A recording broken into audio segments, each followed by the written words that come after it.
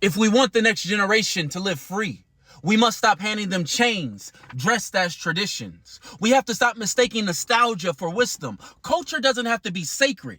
It has to be useful. It has to be honest. It has to evolve. Culture is not a statue. It's not a monument meant to be preserved for eternity. Culture is a river, living, moving, reshaping itself with every generation that steps into it. And one of the biggest mistakes of a society can make is trying to dam that river and hold it still in the name of tradition. Older generations often see themselves as the protectors of cultures, and in some ways they should be. But protection is not preservation. It is wisdom. And wisdom knows the difference between what must be carried forward and what must be left behind.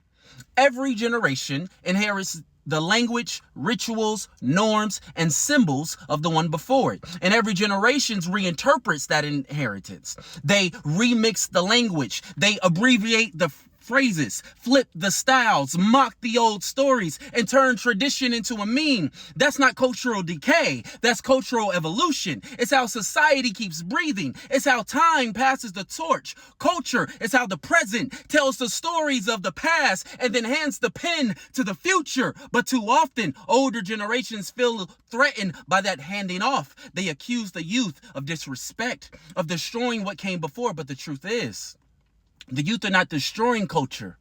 They are the culture. They are not corrupting the legacy. They are writing the next chapter. They are not rebelling against civilization. They are reacting to it in real time with new eyes, new tools, and a world that has never looked quite like this before. That's why culture will always be ahead of time. Culture should not, or government should not drag us back should not drag society back into the past. It should be built to respond to the living present. And yet we have done the opposite. We have allowed governments to freeze time, to enshrine old fears, to cement ancient hierarchies into law. That's why culture feels like it's sprinting while the law is crawling. But there's a way forward. A society that works with this culture and not against it. A government shaped by the living values of its people, not one clinging to the ghost of a former world.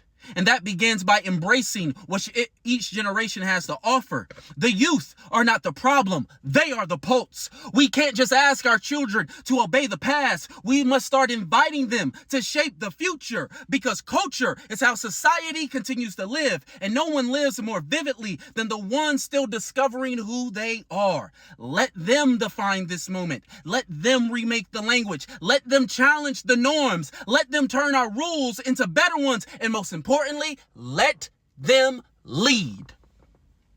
We can guide them. We can support them.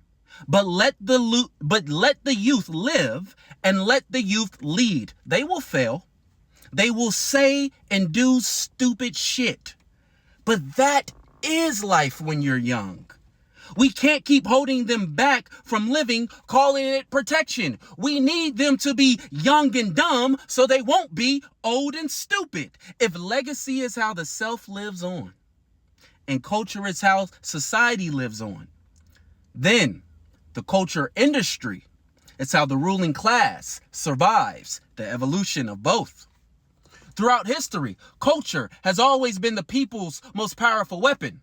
It is how we told the truth with speech. It is how we told the truth when speech was silenced. It is how we raised the dead, passed on memory, and inspired courage. When institutions failed us, culture moved us. The American Revolution was ignited by printed pamphlets. The Civil Rights Movement was powered by protest songs and black church oratory. The eras where information moved slower, culture moved faster because it belonged to the people.